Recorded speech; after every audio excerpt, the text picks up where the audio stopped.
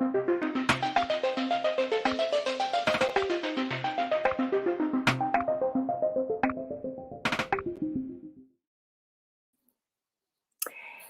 everyone, my name's Melinda Martin and I'm the Gallery Director at Linda New Art, and of course I am broadcasting from my home this evening as Melbourne goes into another lockdown.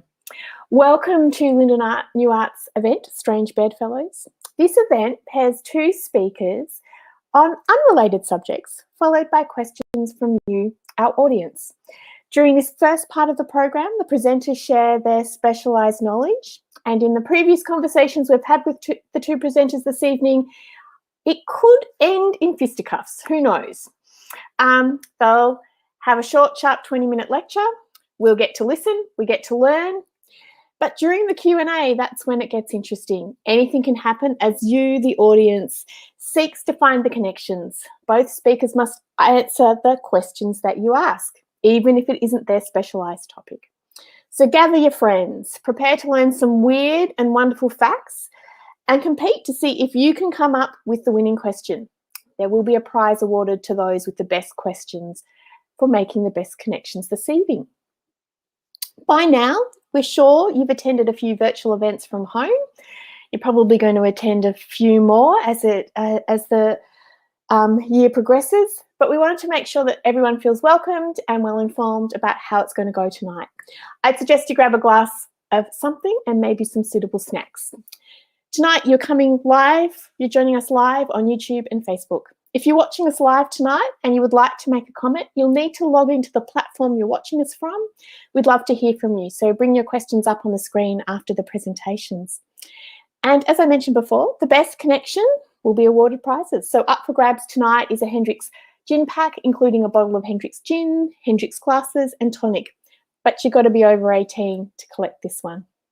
Simply click on the Say Something or write a comment box at the bottom of the chat area to get started if you'd like to make a comment tonight. If you're watching through a TV, well, you're awesomely clever, but chatting gets complicated, so we recommend that you chat through a computer, a tablet or a mobile device. Before we begin tonight's Strange Bedfellows, I'd like to begin by acknowledging the traditional owners of the lands on which we meet this evening. Two of our guest speakers are joining you from the Yalukit-Willam clan lands of the Bunurong people here in Melbourne, and I'm joining you from the lands of the Wurundjeri people. I pay my respects to elders, both past, present and emerging. And while we meet virtually this evening, tonight draws upon the ancient history of this land, and it reflects the millennia of experiences of First Nations people coming together to celebrate, to make art, to learn from each other and to connect. I'd really like to extend a very warm welcome to all First Nations people who are joining us here this evening. You are so very welcome.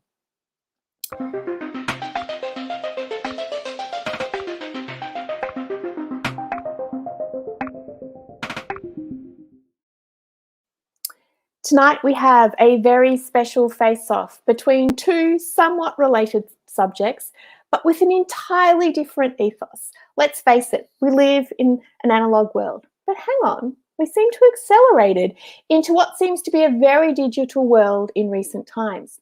An example of analogue can be the human voice in air or analogue in electronic devices, whereas digital can be described as computers, CDs, DVDs and electronic devices. We're going to jump into both worlds tonight and we want to know what you think about all of this. So what are the possible connections between analogue and digital? Let's get started and hear from one of our speakers first up. It gives me great pleasure to introduce you to our first speaker, the festival director, Mr. Richard Sowada. Richard has been an active player in the Australian screen cultural sector for over 2 decades. I can't believe 2 decades. He's the founder and director of the Revelation Film Festival and was also the 9-year head of film programs at ACME here in Melbourne. He's the director of the St Kilda Film Festival, was where we've first met you, Richard. And in 2018, he co-directed the Brisbane International Film Festival and he currently curates the Melbourne Design Week Film Festival. You're currently completing your PhD. We won't hold that against you though. Looking into the cycles of Australian film distribution and exhibition, he's a passionate advocate for screen culture in all its forms. Richard is ready to immerse us in all things analog. You have the best backdrop, I would seem, for all things analog, and to remind, enlighten, and inspire us to engage in this world. So, Richard, I'm going to hand over to you, and your time starts now. Look, thank you, and thanks for having me. Welcome to everyone watching digitally. It's wonderful to be here. It's fantastic to be talking about, I guess, my special subject and the things that surround me, and always have actually in my work in the screen industry.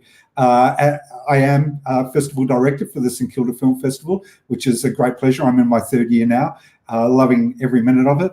It's changing by the day. The whole media industry is actually. So it's very challenging is not the right word. It's very invigorating, actually. And it's wonderful to be a part of the way the industry moves and the way audiences move as well.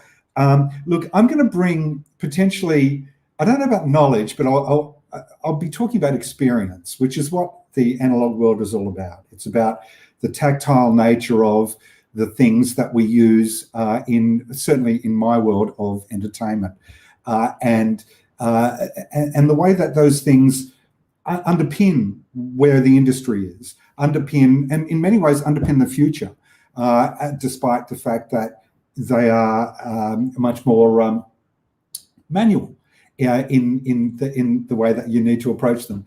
Here is one fine example that I pulled out of the back of my house. This is a beautiful Elmo projector. It's not one of a kind, but it looks so beautiful. The architecture and the design of these devices, this is a 16mm projector, by the way, is so fantastic. They're just great to look at, whether you use them or not. They're fantastic to look at. But I'll get to that in a while. So my presentation is, let's go with the first slide. Why analog shits all over digital, which it does. Analog is just by far the more interesting format to be around, and I'll get to the elements of that in a second. So we'll go to the first slide, if you don't mind. Okay, the nature of the artifact. This photograph that you're looking at right now was taken only a matter of weeks ago. These films, these are 35mm films in iron cans, tin cans. These films sit behind the screen of the Astor Cinema in beautiful downtown St Kilda.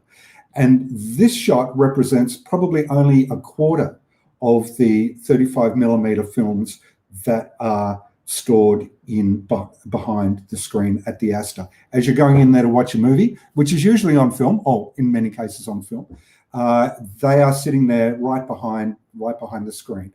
And I don't know if you can see the names of the titles on some of those cans there, but some of them are, there's films like The Thing. Some of them are some of the most well-known and famous film noir films from the 50s that have ever been made. If you look to the right of the screen, I think it's the right, you'll see those more elongated film trunks there. They're 70mm film trunks.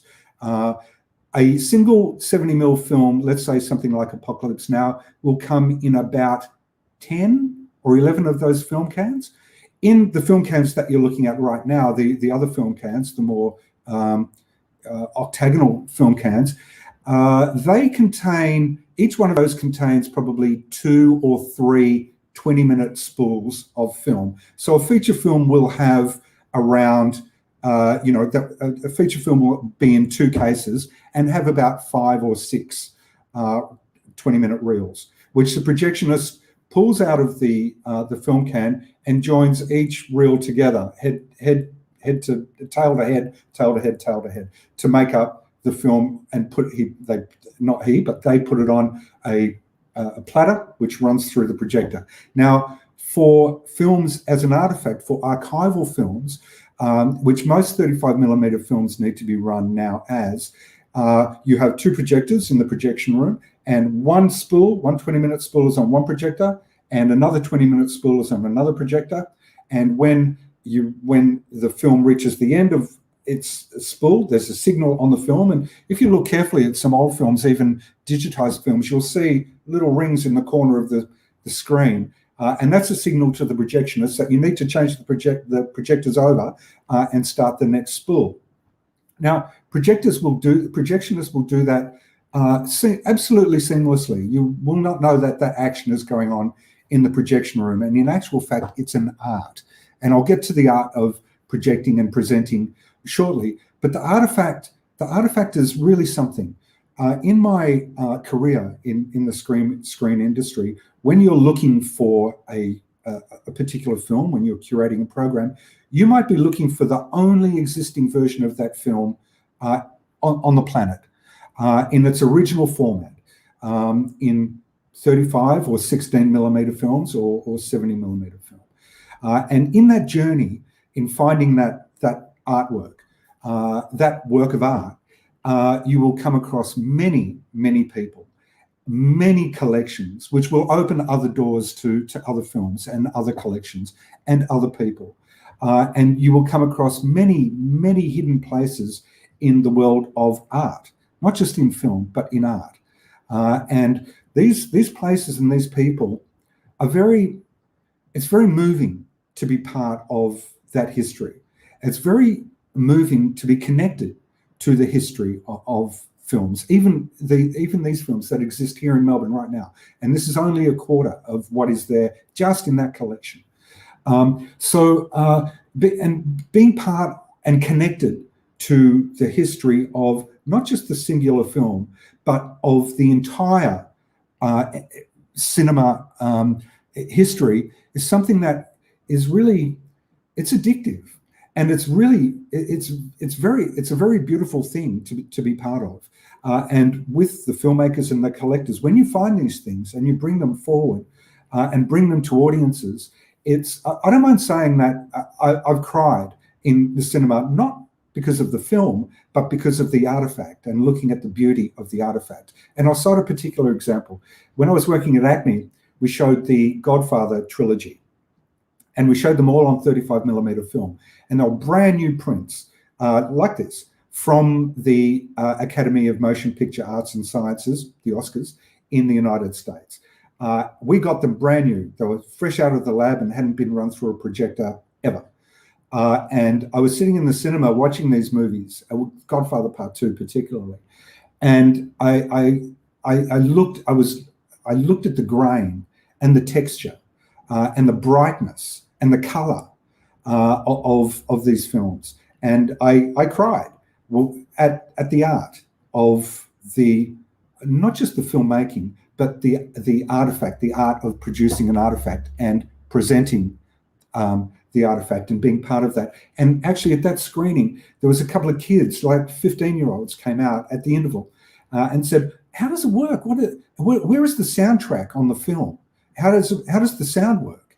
And I started to explain it to them, and I said, you know what? Fuck it. Come up to the bio box. Come up to the projection room with me and see this thing going through the projector. And so we went up to the no man's land of the projection room, where you're actually not allowed generally.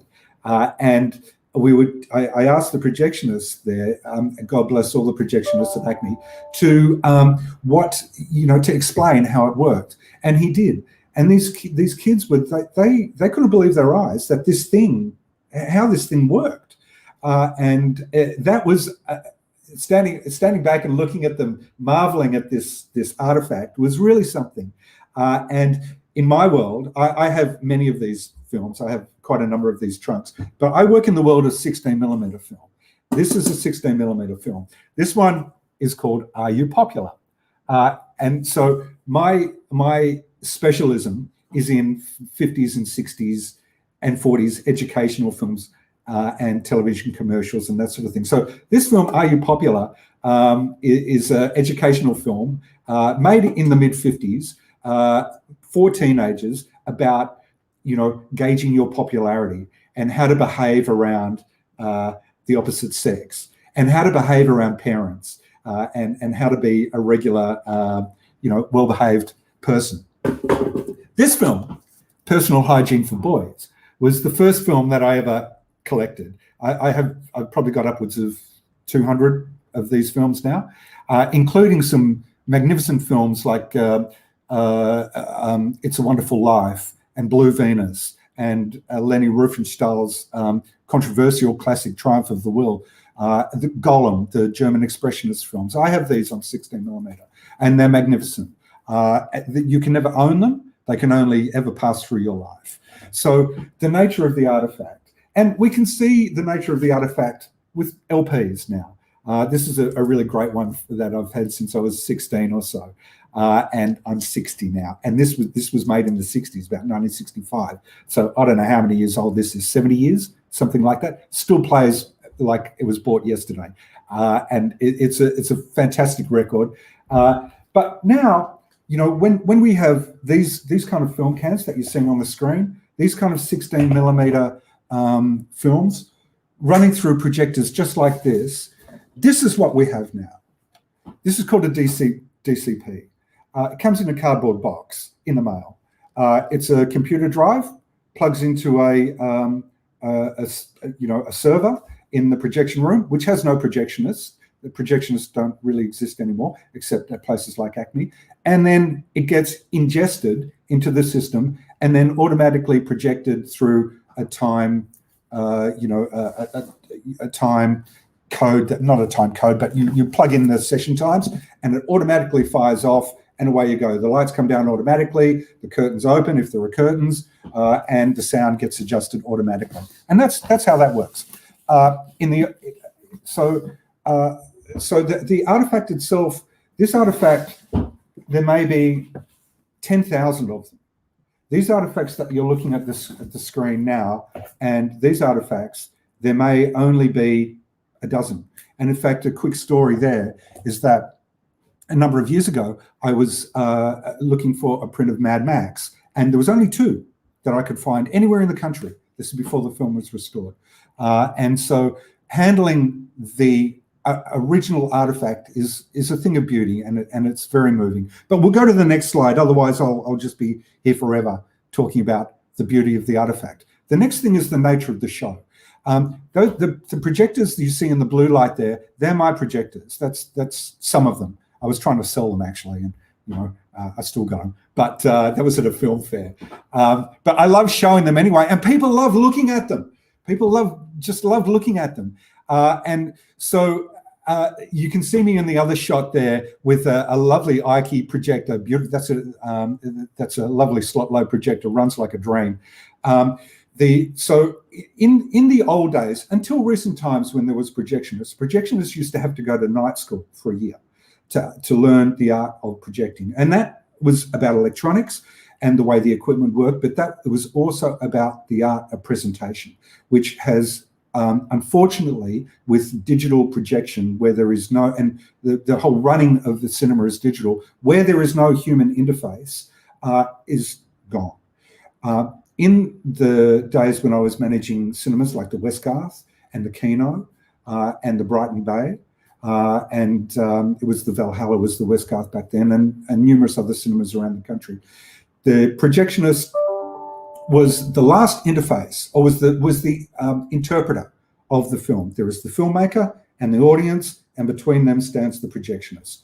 And the projectionist's job, like a sound mixer with a rock band, their job was to present the film to the audience and to bring out what the director had intended in the film.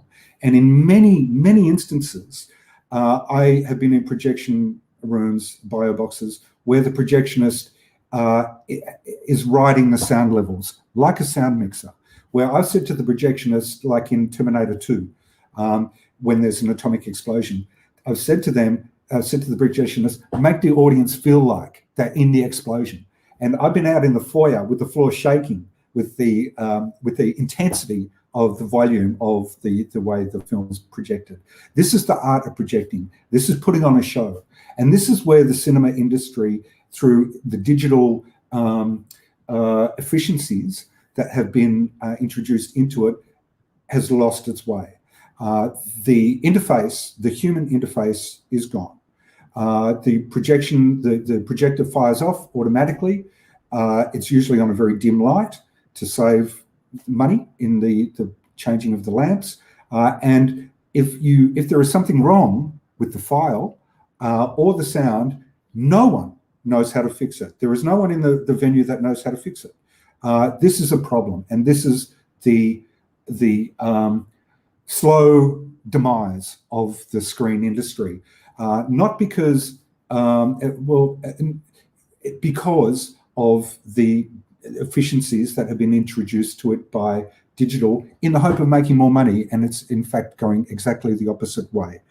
I will say one thing about the art of presenting, because I know I'm going to run out of time, is that I remember going to a cinema in Malanda in North Queensland in the Atherton Tablelands, very remote, and I was showing some Australian films there, working with the National Film and Sound Archive. And the projector there that they were using was an old carbon arc projector. Not this one, but the old projectors that are in cinemas, they're xenon lamps, very bright. But the carbon arc projector is like an arc welder. When you see someone welding, how bright the light is, and they have to wear the mask. The way that they work is that there's two carbon rods like this, and you have to keep the rods together by twiddling these little wheels that keep the rods very close together and create the arc, the carbon arc.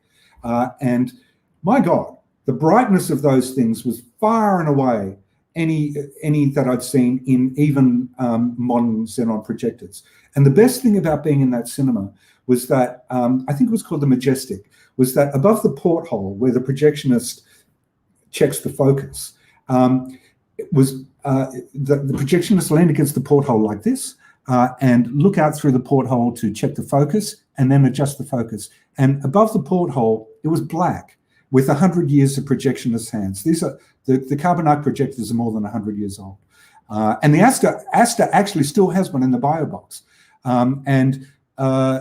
The porthole was black with projectionist hands. And I stood there and looked at this projectionist and looked at this space, which was ramshackle and just rustic as all buggery. And I thought, what films have run through this projector? And what projectionists have been here to see this, to witness this? And what audiences have been here in the history of this place? That was really something for me, and it grounded me in a different way, and it attached me to the history and the beauty of working in such a manual way, where your focus is on presenting this artifact to an audience. It's really, really something. And if we can move to the next slide, and I'll quickly tick through it. Okay, the organic life. Here, if we could play this video that's on the left here. Here is me just recently showing some movies in the foyer of the Lido Cinema in Camberwell in Hawthorne. You can't necessarily hear it, but it's making a hell of a noise, and it's lots of fun. And people, when I change films on the projectors, just like this one, I'll turn around and there'll be a group of people standing behind me looking at it and filming it, putting it on Instagram, just amazed that this thing actually still works and is projecting this thing. They don't know how, they can't figure it out. So here is actually the film. Here's the film, but the soundtrack runs down the side, and they actually just can't believe it. And next to that is a box of films that I took. One of them is the Personal Hygiene for Boys, and the other is a Disney film about the menstrual cycle. And it's quite lovely. It's from the mid-40s. It's hilarious. The story of menstruation. It's quite lovely, very beautiful. People love it. It's a absolute party stopper. Brings the house down every time. But there are many films like this. But I have this one in my life. It is not this, and it is not YouTube. It's like this, Personal Hygiene for Boys.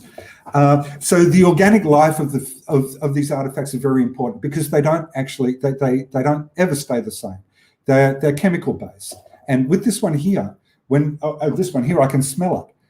It's got what they call vinegar syndrome, which is like a fungus that if the film is not aerated properly and that sort of thing, it actually decomposes the film and takes the color out.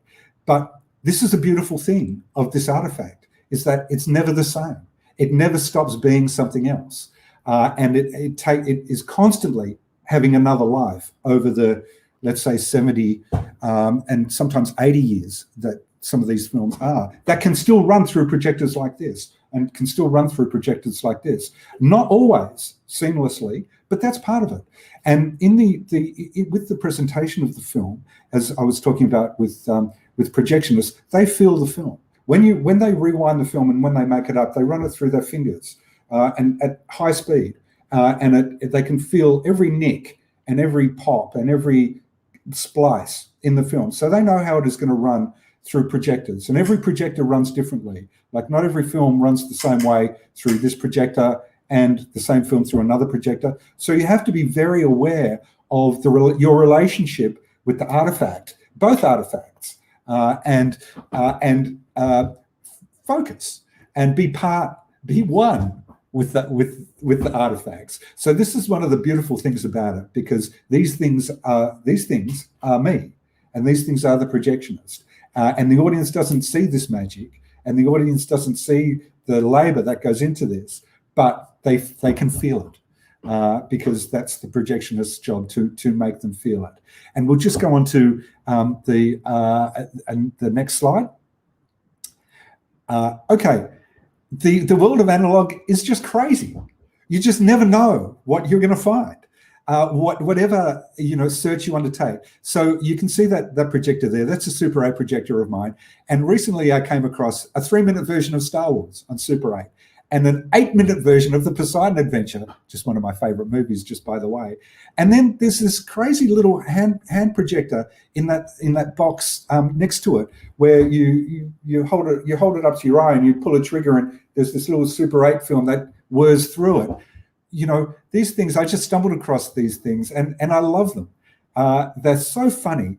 And when you show them to people today, young people particularly, like I've had people with these projectors in the background look at them and look at them and go, hey, I've been meaning to ask you, what is that?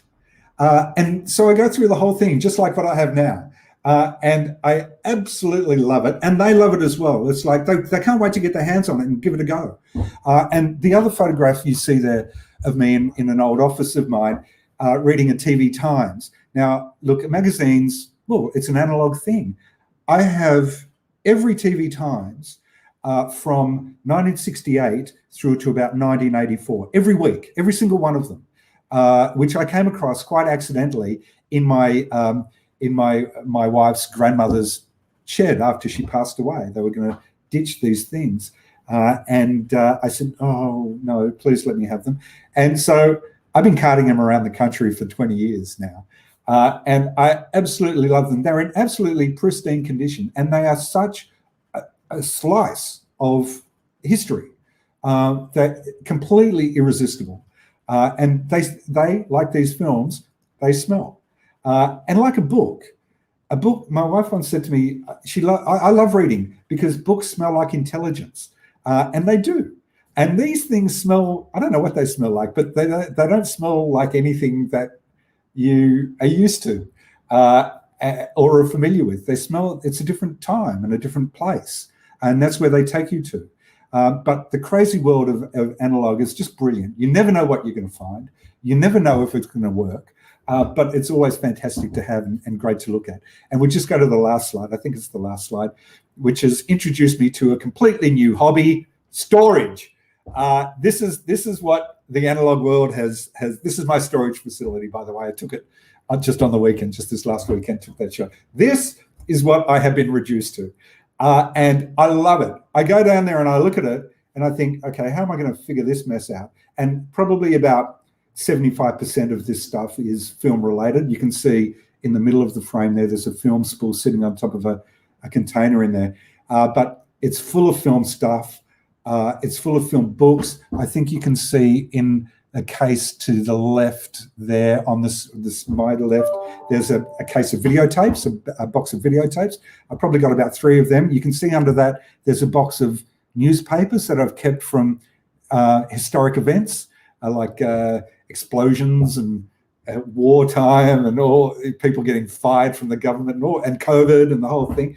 So this is my life. I love it. I'm part of it. I'm part of the history, and this makes me part of the future in many ways too, because these things are meaningful to the way that we understand ourselves as a culture and the way that we interact. Whether we still interact in that way is almost irrelevant. This is part of our trajectory. And if we don't pay attention to these things and let these things into our life, then we have no past.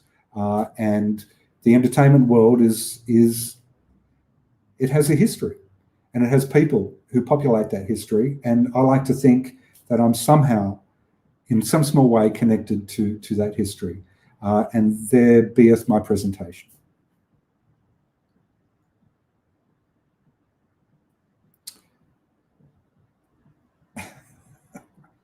Richard, a lover of the world analog. I have questions. I've been typing questions as you go, so I may win the bottle of gin. So I'm going to remind people, if they have the best question, I know there's one more piece. It's show and tell. No, I can present this later. I don't want to hold up Darren's phone. No. Go for a whirl. Go. Show us. Show and tell. I'll quickly show you this. This is my kit. So when I'm showing movies, like what I showed when I showed that clip of the Lido, this is what I have to take with me to prepare. So this is my kit, and in this kit, I have a variety of leads that plug into any kind of sound system that I can come across. I have ubiquitous gaffer tape, of course. I have a chamois to clean the lenses.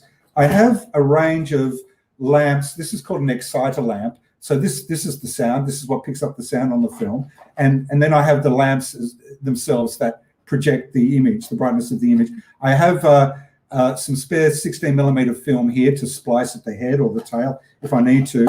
I have a little torch here that this one's not working. I haven't wound it up, but in the darkness, I have that. I also have a range of adapters there to plug into any kind of sound system I have. I have some compressed air to clean the guts of the projector when I need to, plus an array of pliers and screwdrivers, a toothbrush to clean the gate.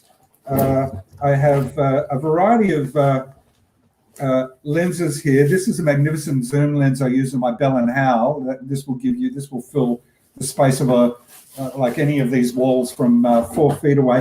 And probably the most used, aside from the projector, the most used component of my kit is the 16mm splicer that joins the film together when it gets eaten by the projector. So that's my kit. I love it. It's great. It's so much fun. Anyway, that's my life. And I particularly like Vida's comment, which was out of storage into a museum. Excellent. And you're not offended by that. You're actually really happy. That's where you think things should go. Richard, thank you for your insightful presentation. You have just reminded me that when I studied film many years ago at Melbourne University, we used to watch our films in honours year at the Carlton Movie House. There you go. There you go. Yeah, no, that was a magnificent testament to the analog world there. It is a fantastic testament to the analog world. Thank you so much. We're now going to switch tact and we're going to swap on over to the digital world. We're going to leave the romance of the analog and move into the digital world. One of the things that I'm going to talk to you about now is a bit of money, because in 2019, the great Australian artist, Patricia Piccinini, she came to one of Lyndon's exhibition openings and she talked about exhibiting for the first time at our gallery, her first ever exhibition, and she referred to Lyndon as where the hustle began for her to be a contemporary artist. So in the tradition of hustling, I'm going to talk to you about money. This is the bit where we ask you to support us if you can do so. We're offering this event online for free tonight so everyone can enjoy the experience. But it takes a lot for our very small team to produce this event. So if you can, please think of supporting us. We suggest a figure of $15 or $20. Think about it as buying me a glass of, fancy French champagne or a couple of boutique beers.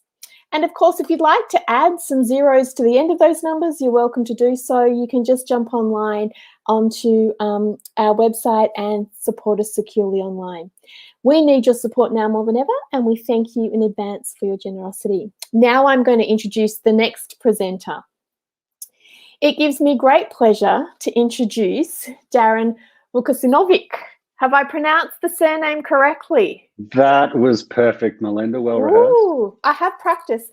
And you have the best title I've ever come across in a job title. It is Chief Dreamer. Darren or Chief Dreamer? Yeah, there you go. Chief Dreamer from Ignition Immersive. You're the founding CEO of Ignition Immersive and Immerse, with over 25 years of experience across film and technology, 6 years dedicated exclusively to the dark side of the digital world. Your creative work includes writing, directing of VR documentaries, Race to Alaska and Anzac Diaries, and you've commissioned historical docudrama Ned Kelly, Think You Know Me. You believe in the power of the digital world to go beyond 2D, connecting modern audiences to the past, present and future through story-driven non-fiction experiences. Darren, I'm going to hand over to your capable hands as you take us into this brave new world. Thank you, Melinda, and it's great to be here. Look, I'm also a romantic at heart as well. It's just the fact that I love digital. I want to thank Richard for that beautiful, sentimental, rambling presentation. You mentioned something there, Richard, which was vinegar syndrome, and I just watch out for that. I just think don't have those canisters open around you for too long. Yeah, look, I was wondering whether I'd actually dropped into an episode of Hoarders at one particular point in that, but I realized that I am on the Streamcast and it's wonderful to be here. Hello and shout out to everyone. Unfortunate news in Melbourne at the moment with another lockdown looming. So hard times for everyone. Hope everyone's having a safe evening tonight. We'll just flip straight into the first slide, if you don't mind, Melinda. So I'd like to just a special shout out to Digital for making all of this possible as we're all stuck at home or streaming from home. It is digital innovation that has actually enabled these sorts of advancements in technology. You know, you go back 20 or 30 years, we weren't connected in this kind of way. It's absolutely amazing that I can be here in my house, Richard could be at home, Melinda, you're at home. And we're essentially broadcasting a TV show. You know, we're holding a chat, we've got interaction, we're connecting people. And I think that's what really sits at the heart of my love of digital. I've been doing this for a very long time. I was a kid, I was a programmer. I used to discover the absolute magic in writing a few lines of code and actually creating what I thought was art, little pixels on a screen. And it's amazing how far the digital world has come in 20 years. And here we are all united, able to openly share our thoughts and our dreams and hope and broadcast. If you can flip on to the next slide, please. Now, I had a feeling Richard would be quite sentimental. So this is an image from Arthur C. Clarke's Childhood's End. And the synopsis goes something like, at the cusp of humanity inventing viable space travel, aliens arrive and assume mastery over us all. We don't see them, and it is impossible to effectively rebel against such advanced creatures. And so life on Earth begins to change in ways that could not be imagined. Sounds absolutely terrible, a terrible future, doesn't it? Well, it's not really. I mean, we're in this future, folks, and we're connected here. And what I've always been passionate about with digital is, I see kids and adults connected. And probably at the hub of my love of digital is its power to enable people to create and to express themselves.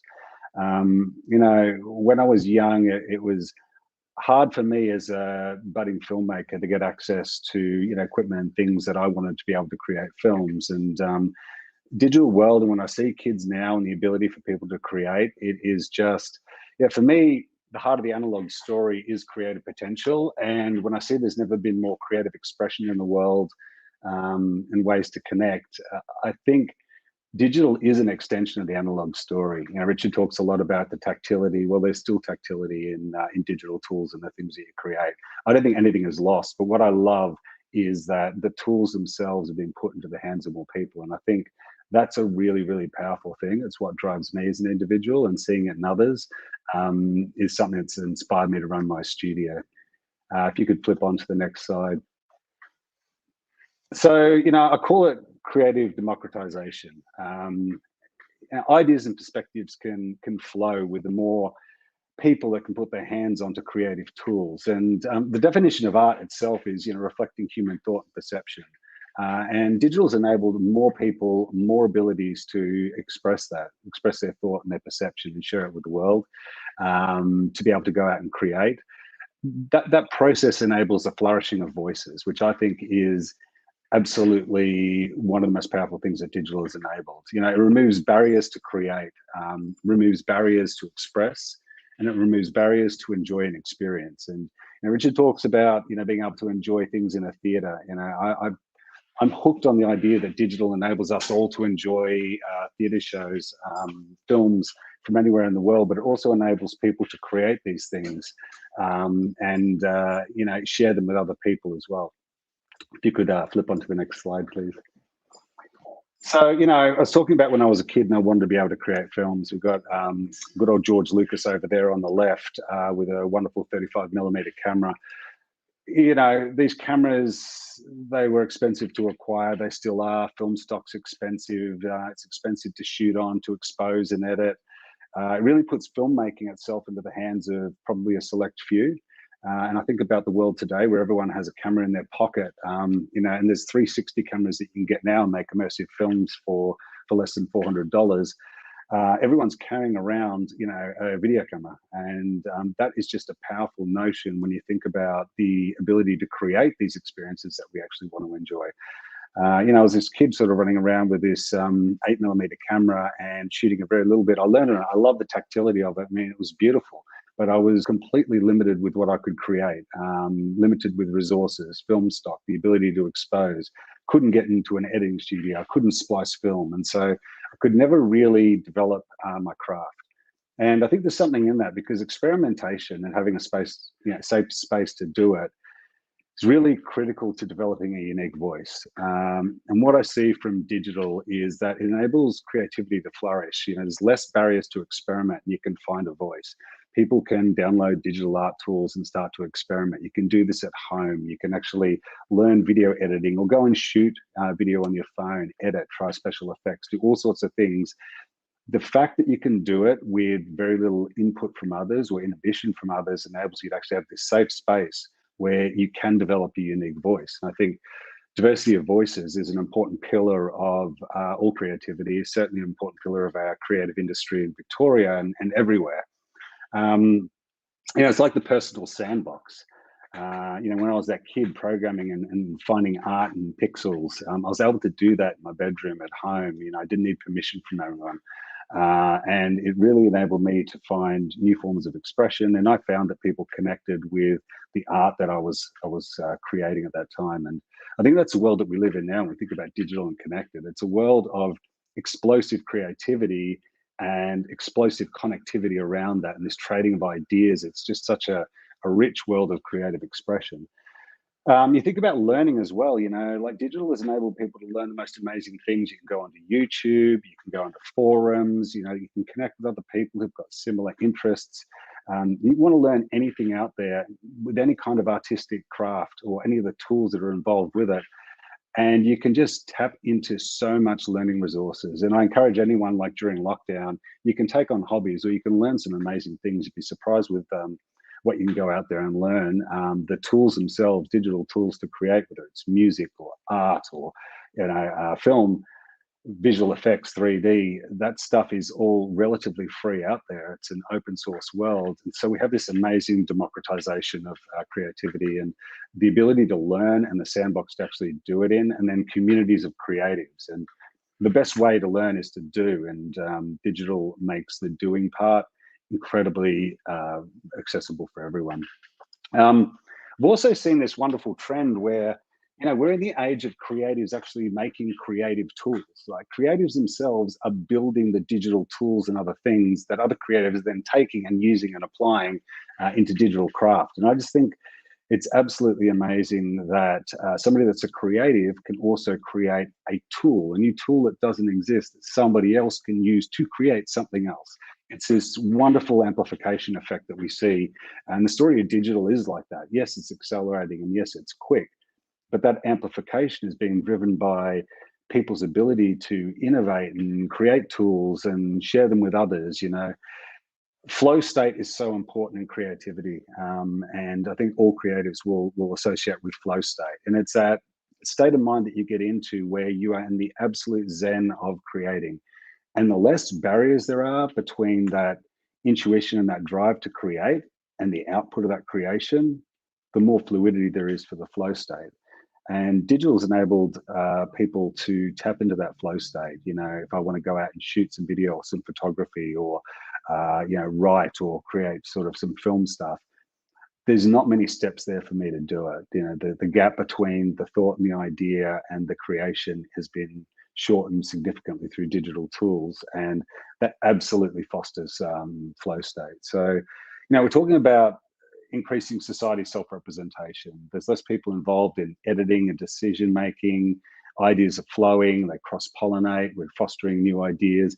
And I think more creators means more expression of the human spirit. And that's what really sits at the heart of digital in my mind. It's enabling broad-based expression of human thought, perception.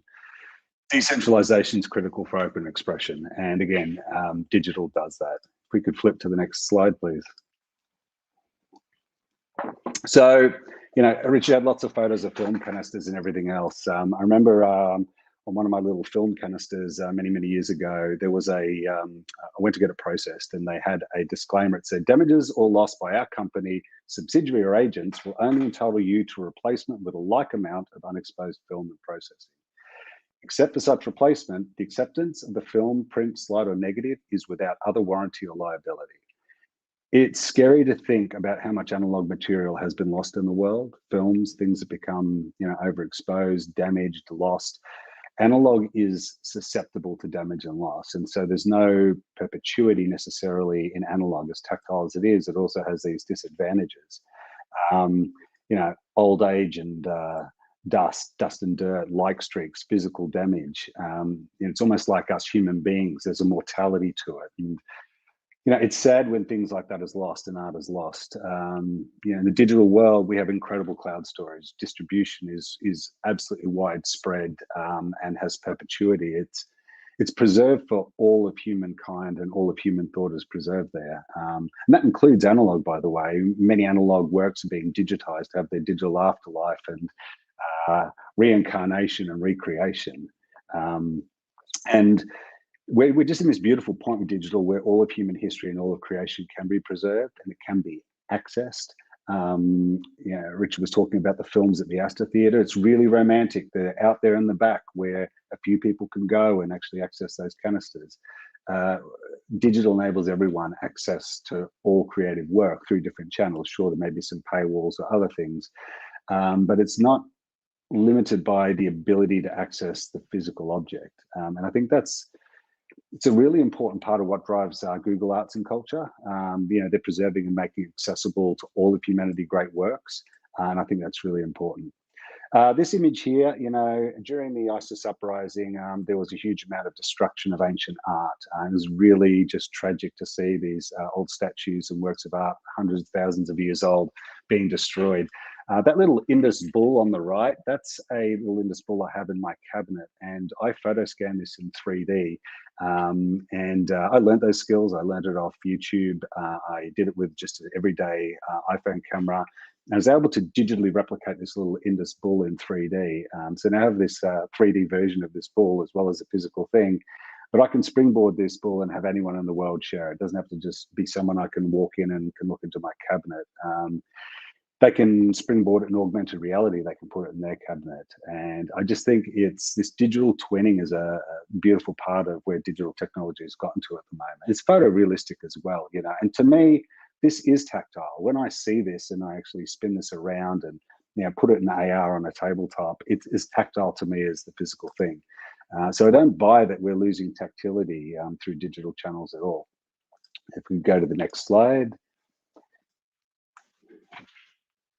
Another thing, about digital that really motivates me is the increased accessibility. We did a VR trial at an aged care facility last December where we brought opera to residents that had not been out all year.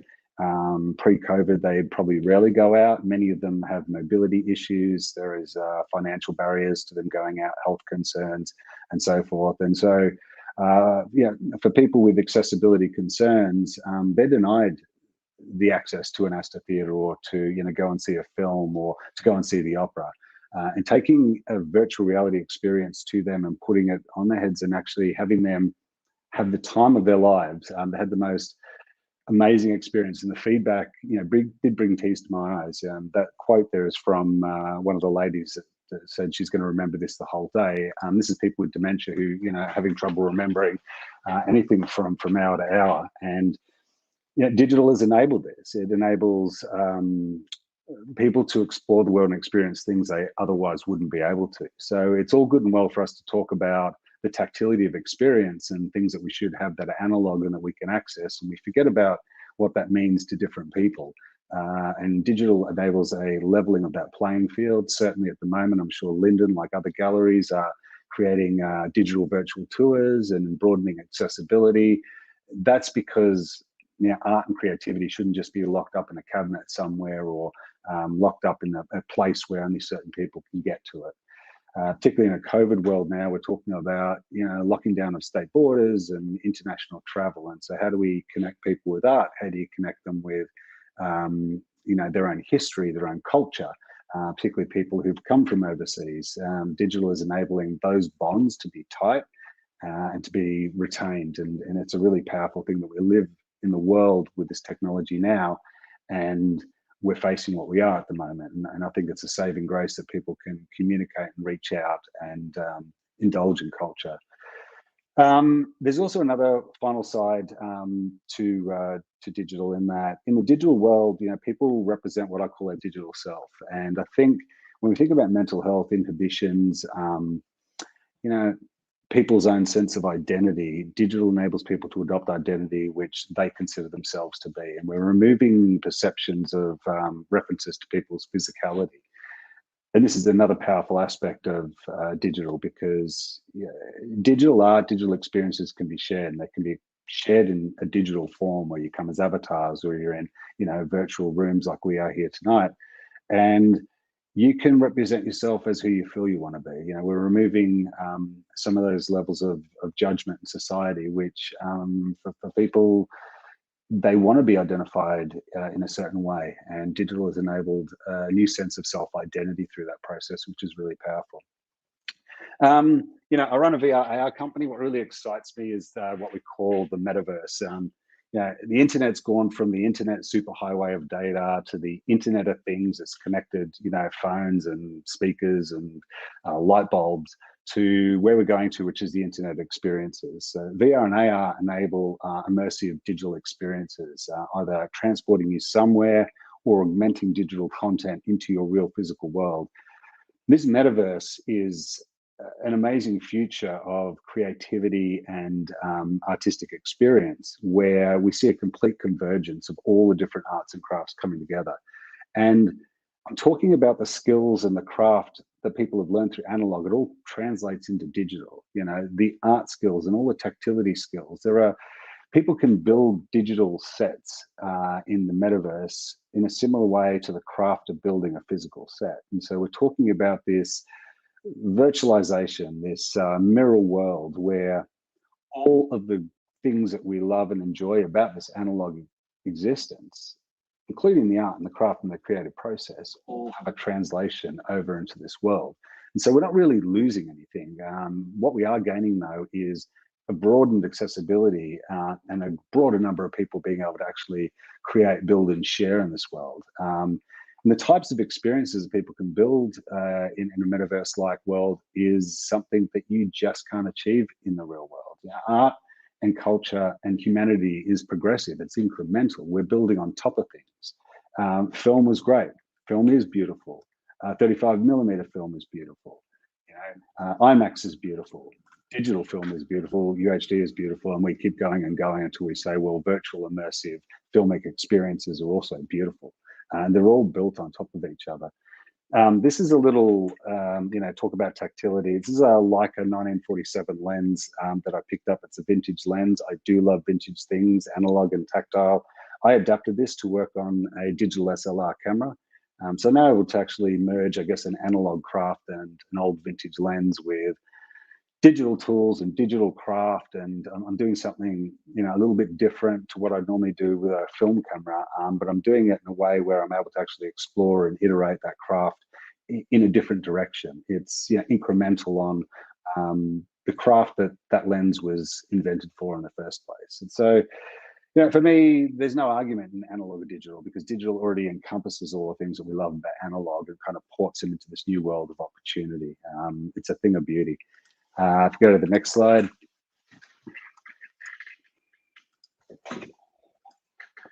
Look, just to summarize this, there's a beautiful VR experience of somebody painting Van Gogh paintings in VR.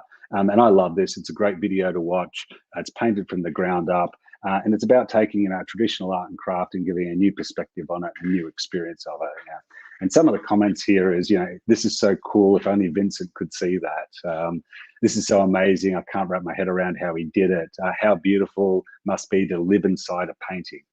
Again, we're not saying it's, a replacement for the painting. We're saying this is a different interpretation of the painting. And I think that's a beautiful expression of what technology is able to actually do. If we could just flip on to the next slide. I am conscious of time. Look, going on a little bit further, I'm a filmmaker, and what digital technology is now enabling is virtual production, and this is the ability to actually create the kinds of epic films that I loved as a kid, as Star Wars and Indiana Jones. Huge big budget films can now be done with this hybridization of digital technology. So we've still got your traditional DOPs and set builders, but everything else is extended in this digital set world where we have digital set builders, digital artists and animators and matte painters, and everyone's working in this like digital extension world. I would actually shoot the most amazing films using this technique, films that I could only dream about making, maybe if I landed a big Hollywood deal. And now this technology is democratized, and the capability is in the hands of people that can actually go out and do it. You can make $100 million film set for $100,000 using this technology. At the same time, it's still inclusive of creators, set builders, writers, directors, and all the analog crafts and skills poured over into this world. So we're not replacing anything, but we are enabling a heightened sense of creativity, and certainly from my imagination, the kinds of films that I want to make. This sort of stuff wouldn't be possible in an analog world, just not for me, and not within the budget or the means that I have. If we could flip to the next slide, just about there. So, this is some concept art for a film I started working on 12 years ago. It's set in this steampunk-esque world. It's something that I absolutely am inspired by. The art is beautiful. And I remember getting to the end of having all of this concept art done and thinking, there's no way I'm going to make this film. Or what's my process of making this film? Am I going to have to pitch? Am I going to get a film deal? I'm now at a point where the technology is so advanced and digital has become so democratized and accessible, I can think, stuff it. I don't need anyone's large-scale funding to make this film. I can actually go out and start to make this film this year, and that's a really, really liberating thing for me. Flip on to the next slide. We are almost there. Quick little one. This is a digital reset build of Titanic. I love James Cameron. James Cameron is a big fan of digital. He's also someone who's come from an analog filmmaking world and pushed digital technology to its limits whilst fusing the filmmaking craft the whole way. And so again, you don't see anything lost when you see that transition, that process. But, this is a VR recreation or digital recreation of the entire Titanic. And it's a recreation of space that's tactile. And it's a space that you can enjoy a journey with others. The analog world is here. The set has been built, and the lighting and the art and everything's been created by artists. Just because they work with digital tools doesn't mean that the analog side isn't relevant. And there's this human interface in AR and VR. I think Richard made a comment about, the human interface and the tactility. VR and AR actually enable human interaction in these experiences, actually far more natural and more interactive than sitting in a cinema seat with your popcorn watching something. So there's a broad level of tactility that actually comes from digital world in VR and AR. For me, the metaverse is a convergence of everything. It includes the best of analog experiences, but it has this new frontier, and you see this absolute beautiful convergence of all of these different things that we've learnt over time being ported and expressed in this new world. Final slide. Art is incremental. It's always changing and evolving. Channels are always changing and evolving. Technology is always moving. Audiences are always moving with technology. I've got a bunch of wonderful artists that work with me in my studio at Ignition, and I'm always admiring what they create, and I'm seeing new things being built and created every day. And it's the synthesis of everything that I'm saying about what makes digital great. It's not just about the consumption angle. We're not talking about replacing the beautiful analog tactility. For me, it is the ability for everyone to translate their dreams into reality. And that is the most empowering thing I can think of. It is for me. I'm a creator at heart. There was one comment on that Vincent van Gogh YouTube video, and it says, "This is the future I dreamt about." Gorgeous. And that's exactly how I feel. Thanks. Thank you so much, Darren, for your really interesting presentation about the world of digital. I managed to follow the entire thing, even though I feel sometimes a little Luddite. So if you would like to know more about the world of VR and immersive technology, you can visit the website, which appears on the screen below and in the link. I'm now going to ask the two presenters to come back on screen, because this is where the conversation gets kind of interesting. Type your questions into the chat and we'll bring them up on screen. We really want to think about what are the things that connect or disconnect between analog and the digital world. We know that entertainment is something that links these two experiences, but we really want everyone to dig a little deeper. I know there's a couple of questions lurking. Remember, the most interesting question or connection is in the running to win a Hendrick's Gin pack, including a bottle of Hendrick's Gin, some glasses and tonic. I'm really interested. Richard, is analog going to be saved by hipsters?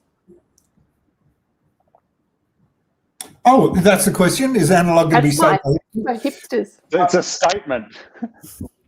Is analog going to be saved by hipsters? Here is my answer.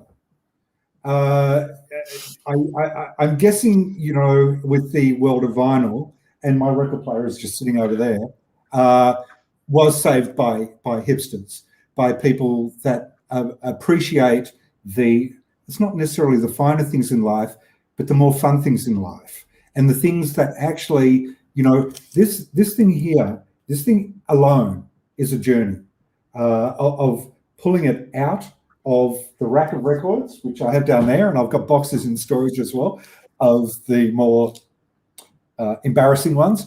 But this thing itself, here, the cover is amazing. Here is the record itself. It's actually lost a label on one side, and in fact, it's lost a label on both sides. Look at the color of the sleeve, and it's almost like cardboard. This record itself, when I pull it out, it's got such a strange weight. Like if I was to put my thumbs under it with a little bit of pressure, this thing would snap in half. But it still plays like so beautifully without a pop and without a scratch. So you don't know what side is what, according to, the track list at the back. You don't know what you're going to get. And so this alone is a journey of discovery every single time you play it, and every time you play it for someone else. Every record that I have, basically, like the films, tell a different story. With films, I can handle a film, and I can generally, especially these 16mm ones, because I'm very familiar with them, I can tell you almost what year it's from. and I can sometimes tell you what studio it's from, and that gives it a whole other history. Now, in terms of are hipsters going to save it?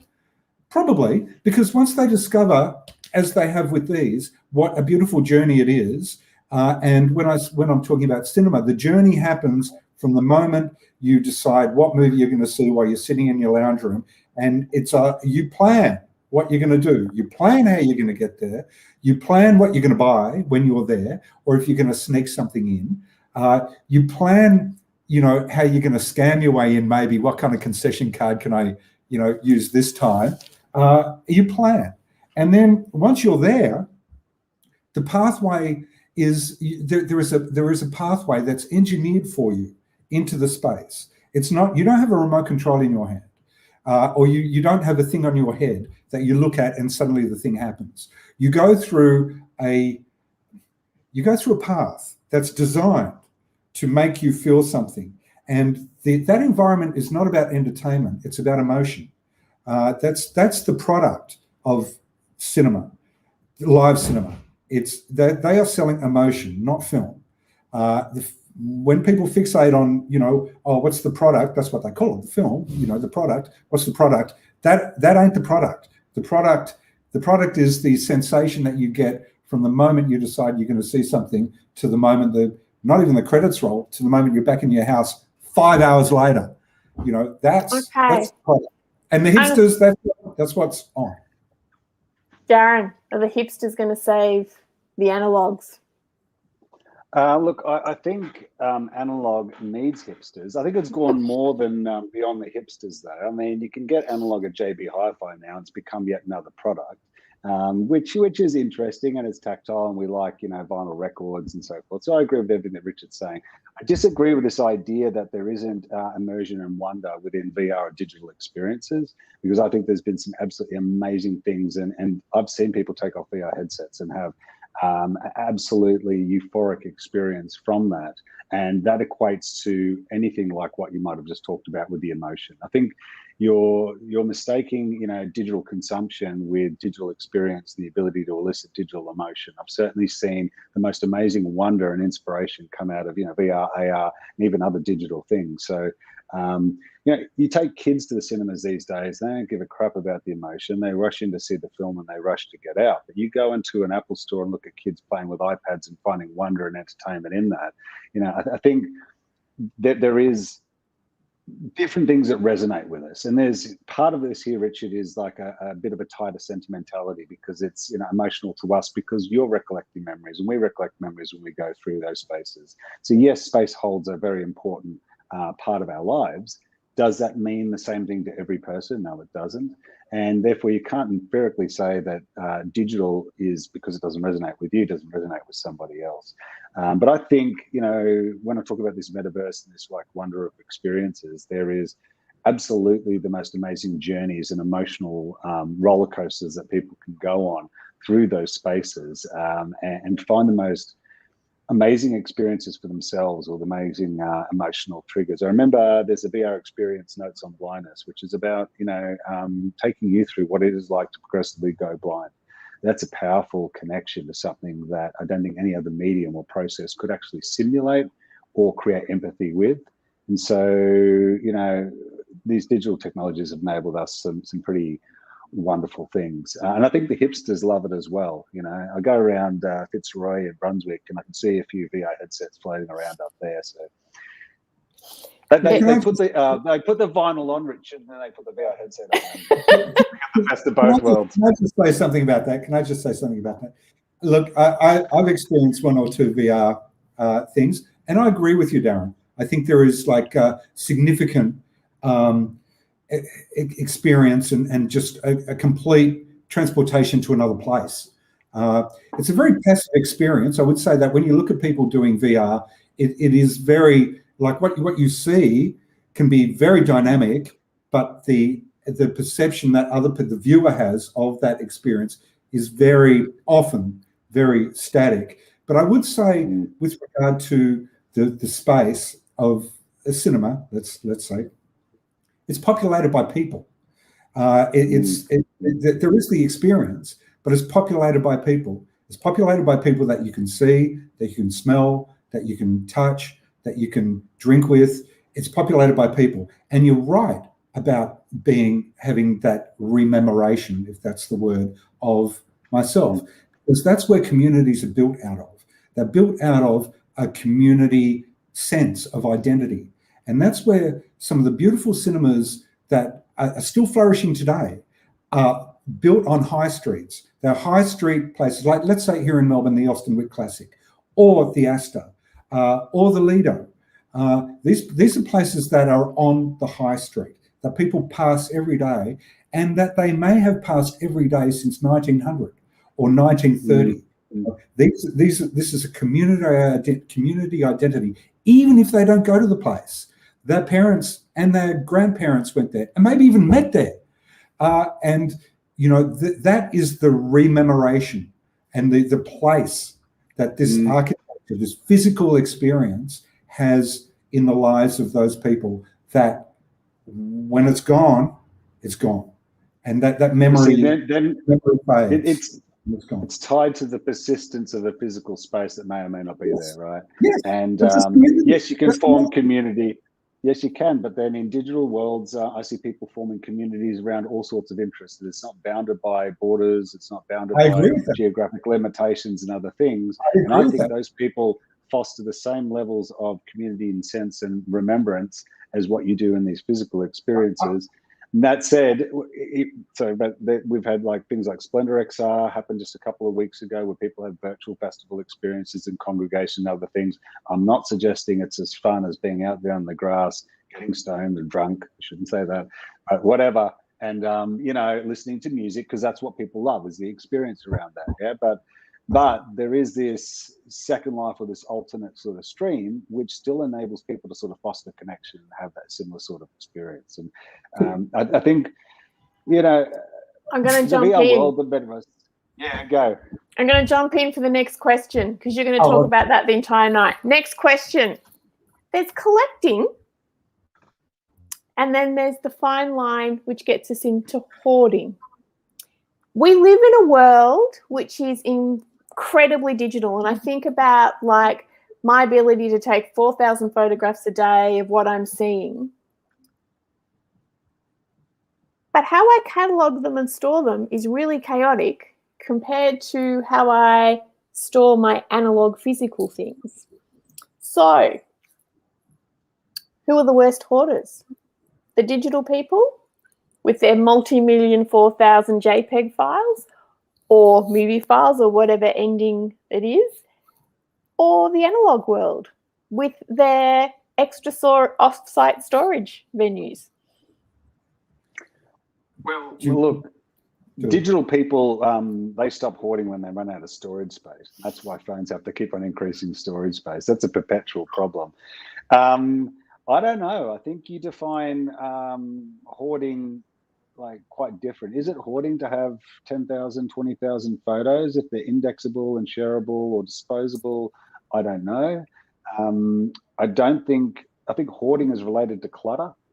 Is it clutter? I'm not really sure there, because, you know, my phone's got a lot of photos in it, but I don't have that much trouble scanning through, and it's quite smart at collating them into locations, people, face detection. So digital technology is actually getting better at decluttering your life anyway, in different funny ways. So the only limit to, I guess, the hoarding in digital is storage space, and that's infinitum in this world. Whereas I think, in a physical way, you know, I've just had to move house, and I can tell you a lot about hoarding, and I've just had to get like a mini storage place, and I'm like, why have I got all of this stuff? I have boxes of like analog stuff everywhere. I just want to get rid of all of this analog stuff. I need to digitize everything. I know someone who'll take it on though.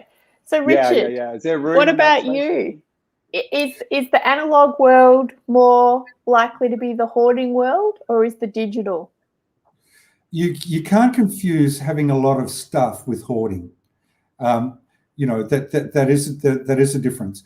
I have a lot of stuff, and I think I'm borderline hoarding, but I have got over the idea. I think the borderline where you tip is when you start thinking with your stuff, just random stuff, oh, this is going to come in handy one day. That's when you and you put it away. That's when you start to become a hoarder. When you look at when you collect stuff or get stuff and you think, my God, I'm enjoying looking at this now, and I reckon 20 years from now I'm going to keep enjoying looking at it. That's not hoarding. That's appreciating beauty. And look, I don't mind saying that my life, you can see the space I'm in right now, and this isn't even my room. This is someone else's room in my house. That I love, and anyone who's worked with me knows how much I love having stuff around me. And why I do it is because I like everywhere that I look, I like seeing something that inspires me. And I get a lot of inspiration from the past. And that includes film theorists who've figured it out. And because it's all about psychology, it's not about the thing, it's about the placement of the thing. It's not the artifact, it's where the artifact sits against other artifacts. It's like running a gallery, you know it. It's like you select things that you put on show, which brings out the beauty of the other things. It's not the individual thing, it's the way things go together. So, and I can see in my world these things, like in my old office, in my old house, I had like about 5 of these. And I had films like stacked. I had posters all over the joint. I had Viewmasters everywhere, and just stuff that I could pick up, metronomes that I could tick, tick, tick, tick, tick, tick, tick, because they're fun. So that's not hoarding. That's being inspired from the past. That's a catalogue collection, I believe. Well, is the answer here, like, hoarding is a disproportionate number of things you can't have on display versus the things that you can? I don't know. I don't know. I think it's just different storage solutions. I think we've got a question from our audience that I want to go to. So can we bring the question in?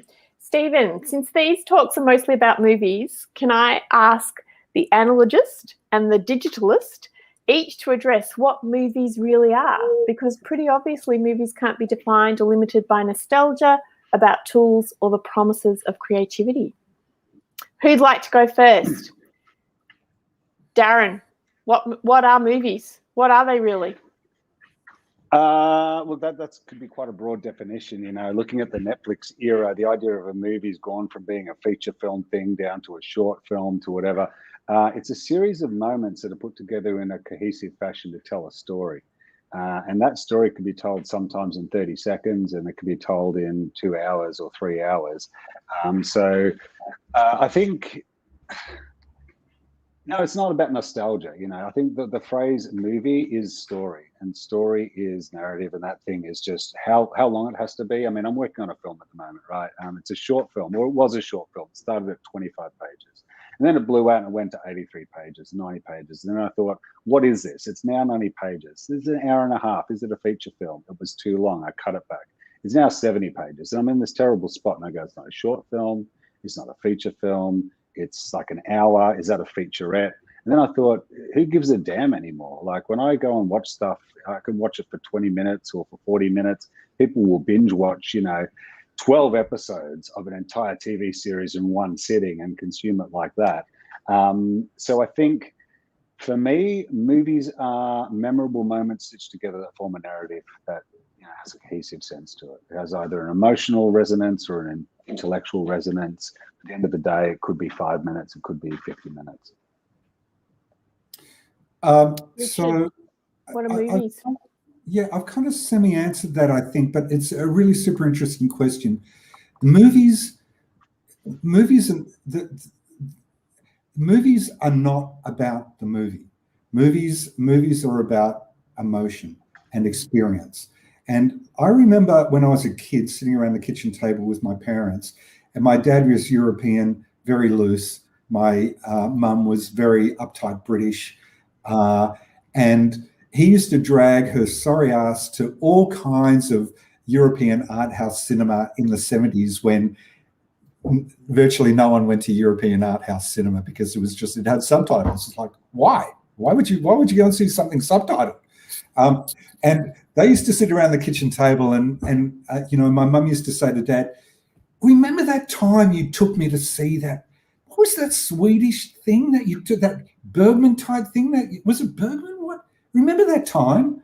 And that's what it is.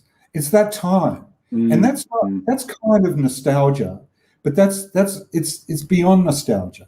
It's personal connection. It's emotion. It's remember that time, because that time is about not just the flicks. That time is about your first date. Like I remember going to the movie. My first date with a girl was going to the movies, like in the 70s, and we went to see Halloween. And that's the kind of the film that you take someone to on a first date. And so the thing is not about Halloween. The movie is not. Halloween has a whole different life for me than the movie, and that's what a movie is. Even on Netflix, I don't mind saying. Although the quality is really tumbling down now because we've got used to such a compromised experience. And I'll just say one final thing about that. I was watching a panel from the New Films, New Directors film festival just a couple of weeks ago, and they were talking about film in a digital world and how to make a successful independent movie. And so these two people had this program this AI program that they'd worked out, and basically you put your script into the program, and based on the history of other scripts of successful movies and unsuccessful movies, it tells you how successful your movie will be. And at the end of the algorithm, it spits you out okay, this is the sales agent you need to talk to. This is how much money we think the film will make. This is your marketing strategy. This is your audience, and these are the kind of film festivals you're going to be able to enter into. And this is not the people saying this. This is the algorithm saying this. So this thing is telling filmmakers, independent filmmakers, how to make a successful movie based on not the next good idea, but the previous success. So while it thinks it's a forward-looking industry, it's actually backward. It's pulling in history to make a homogenous mess. So where is the art in that is just the rhetorical question. So here's the thing. That's where I think our own unique voices are important in all of this, because I think as we navigate this world, Darren's probably much more of the digital native than I am. And I think Richard is being drawn kicking and screaming into the digital world. But here we all are. I think Stephen's asked a really good question. So I'm going to send you a Hendrix gin pack. So if you can please send us an email to gallery@lindenarts.org, we will send you a gin pack to celebrate your best questions. So pop in and send us that with your details so that we can send it out to you. Thank you, Richard. Thank you, Darren, for joining us tonight. Our team looks forward to welcoming people back to our gallery when we are next allowed to reopen. I think our poor team has opened and closed our gallery about 7 or 8 times now. So we will be back when we can.